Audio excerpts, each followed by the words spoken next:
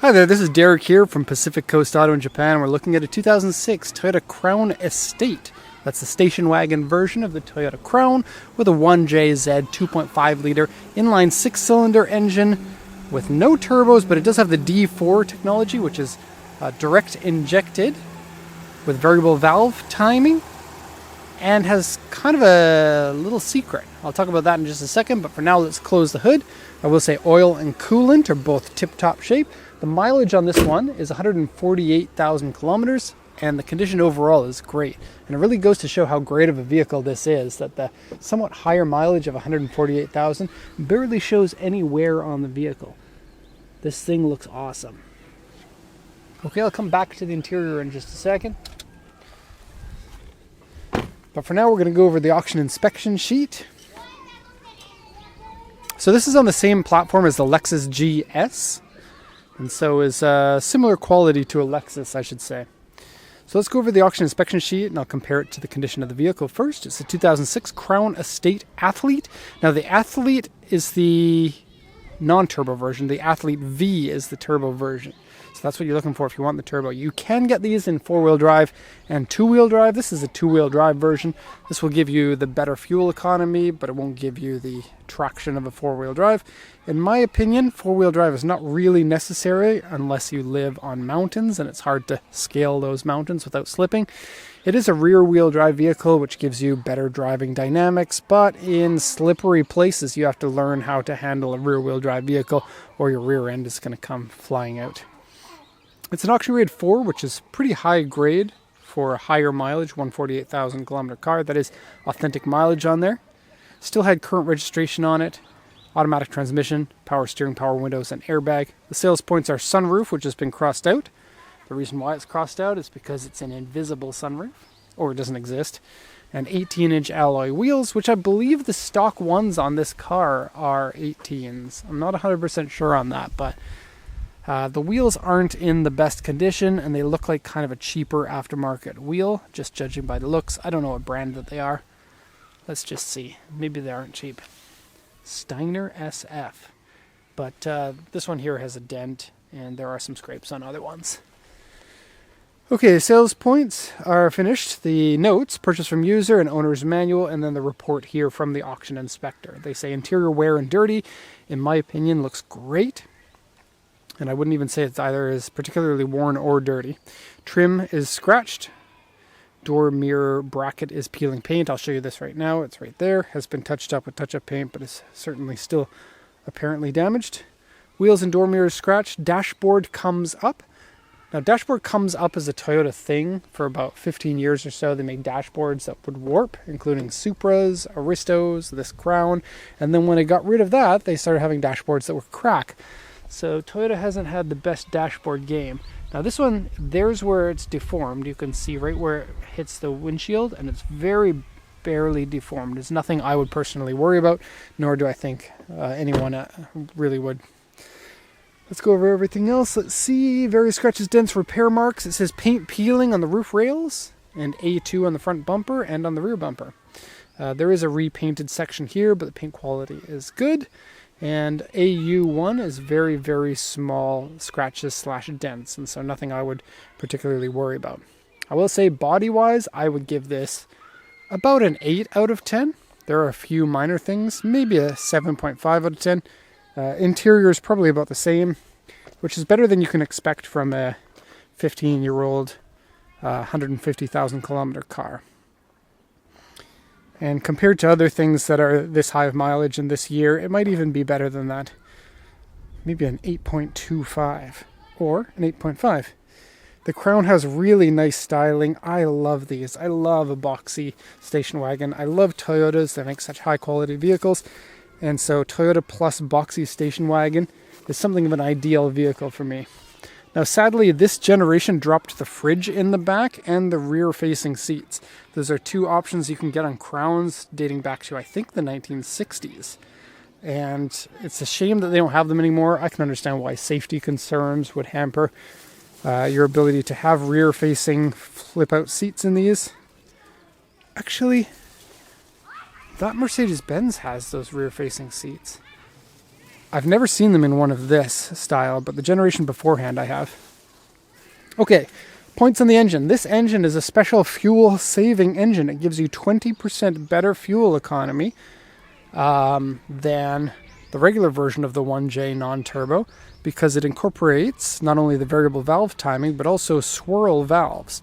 So in this top of the cylinder, it swirls your fuel so that it combusts better. Kind of interesting, because Honda used to have this in their cars called a CVCC. And let's go take a little detour, because probably almost everybody has forgotten about this. Swirl valves are in my car, but it's not really my car because I don't actually drive it, but they do have swirl valves. Very cool. Plus it has direct injection, and 200 horsepower is no slouch. So good fuel economy, 200 horsepower. Still a pretty big vehicle. It's not going to be fantastic fuel economy. I'm guessing these are around 1,500 kilos, so kind of a modern car weight. Love the rear tail lights. They just look so good with the chrome ring around them. It says Crown Estate. Yeah, I have for years wanted one of these. I'd like a turbo one, of course. 1JZ, whether turbo or non-turbo, one of the best engines that Toyota made. Just has a very unique and special feeling to it. There are faster and quote-unquote better engines nowadays, but the 1J really has a very special place in a lot of people's hearts because it just feels so good when you drive it. Okay, now looking at the vehicle, this headlight's nice and clear. You might have noticed the one over here is a little bit hazy. It's pretty common for cars to have one headlight hazier than the other, depending on where they park at the house. It has a number of minor scratches in it that many of them will be able to be polished out. Here's a scuff that has been touched up with touch-up paint. Scratches along here. And here. Okay. There's that, which you know about. There are a couple of other scratches on the mirrors there. Going down here, it's actually looking pretty nice. Side panels are great on this car. And there are a few odd scratches that I pointed out in the side panel check video that comes along with this. I'm not going to show anything except for the higher areas of damage, such as the peeling paint on the top of this and the scuff here. They considered this an A2. Okay, the back of the bumper has a few minor areas, like some paint peeling here and some scratches here. Coming back around here, we have some more scratches, but these ones don't stand out as well because it is darker in this corner. But there are some areas that have been touched up with touch-up paint again there. And a little bit of scratch down there on the plastic. Okay, heading along here, again, we're looking really good. A few minor chips along there. Metal door handles, love that. Okay, looking good. There's a chip on the hood I want to mention that I haven't. Right here. Rock chip. Okay, the roof rail paint peeling. The camera's not really going to focus very well on this part. But you can see basically all the way down there on the inside of both rails is peeling like that. You can touch up. You can take the rails off if you want. Or you can fully repaint them. Or you can put a roof rack on with some cool lights on the top and machine guns. Not real machine guns, but like pretend ones. Just to make sure that the police are always chasing you down. What is that car? It doesn't even look like something from our market. It's got machine guns on the top. Maybe not. Anyways, back to the review. Let's pull this key out. Door cards are nice. The doors feel very nice opening and closing them. Kind of a Lexus quality. I've always maintained that the Land Cruisers, the Hi-Ace, and the Crown are Lexus quality Toyotas. Other cars might come close. I'm not sure. But they do have a distinct feel over the cheaper vehicles. The Crown is kind of considered to be the darling here in Japan of Toyota's product line. Everybody who becomes a successful older person wants to have a Crown. There's a touchscreen here. It works perfectly. AC. It's in Japanese, unfortunately. It's a Japanese only market vehicle. Audio, AC, and then some stuff for the map. and whatnot. The AC works. It has the swing vents. Everyone in the comments section loves the swing vents because of innuendo, so I'll just leave it at that. But they do oscillate back and forth. Very cool. Seems like the CD player here might be broken. The number 4 is red and flashing when you try to press the disc eject. It doesn't actually eject whatever is in number 4. And it is making a weird sound. Okay, it doesn't smell like cigarettes inside here. We have a very clean ashtray. Cup holders over here. Traction control off. You'll want to repeatedly press that. It's funny, we had an ISF recently that had the traction control off button had all worn down from the amount of times that it had been pressed.